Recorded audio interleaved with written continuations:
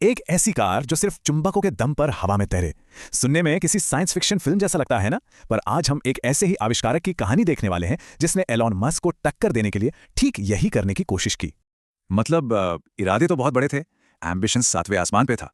लेकिन फिजिक्स के अपने नियम होते हैं जो कभी कभी हमारे सपनों से भी ज्यादा जिद्दी होते हैं। देखते हैं आगे क्या हुआ। तो आइडिया बड़ा सिंपल और शानदार था। महंगे महंगे इलेक्ट्रोमैग्नेट्स की जगह परमानेंट मैग्नेट्स का इस्तेमाल करो।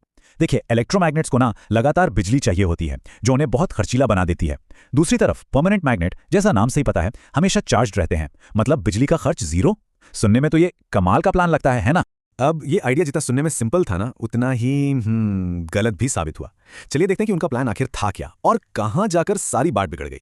प्लान इतना सीधा साधा था कि कोई भी सोचेगा, अरे ये तो काम कर ही जाएगा। बस एक चुंबक को काटो, उसके एक ही पोल को, मतलब नॉर्थ पोल को आमने सामने रखो और बस हो गया जादू। कार हवा में तैरेगे बिना किसी फ्रिक्शन के।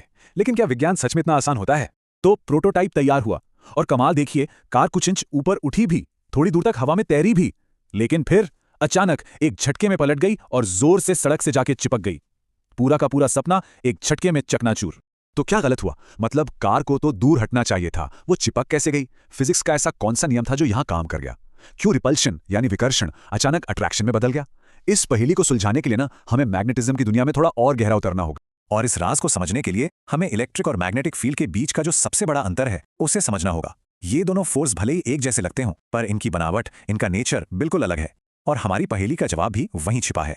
तो ये है इन दोनों के बीच का सबसे बड़ा फर्क।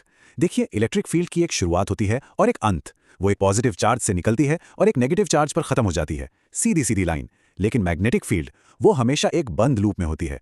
उसका कोई स्टार्टिंग पॉइंट नहीं, कोई एंडिंग पॉइंट नहीं, और बस यही एक जानकारी सब कुछ बदल देती है। मैग्नेटिक फील्ड को आप एक ऐसी रेस ट्रैक की तरह समझ सकते हैं जो कभी खत्म ही नहीं होता। ये चुंबक के बाहर नॉर्थ से साउथ की तरफ जाता है और फिर चुंबक के अंदर से वापस घूमकर साउथ से नॉर्थ तक अपना चक्कर पूरा करता है। ये लूप हमेशा हमेशा पूरा होता है। पर सवाल ये है कि ये मैग्नेटिक फील्ड आखिर आती कहां से है? इसका जवाब हमें मिलता है मैटर के सबसे छोटे लेवल पर, मतलब इलेक्ट्रॉन्स में। किसी भी चीज में जो मैग्नेटिज्म है उसका असली राज उसके सबसे छोटे पार्टिकल्स यानी इलेक्ट्रॉन्स में छिपा है। हर एक इलेक्ट्रॉन अपने आप में एक नन्हा सा चुंबक होता है। एक इलेक्ट्रॉन के पास सिर्फ नेगेटिव चार्ज ही नहीं होता, बल्कि उसकी अपनी एक मैग्नेटिक फील्ड भी होती है। और सबसे जरूरी बात, ये फील्ड भी हमेशा एक बंद लूप ही होती है। इसका मतलब यह हुआ कि नेचर के सबसे छोटे, सबसे बुनियादी लेवल पर भी नॉर्थ और साउथ पोल हमेशा एक साथ ही रहते हैं। आप उन्हें कभी भी अलग नहीं कर सकते।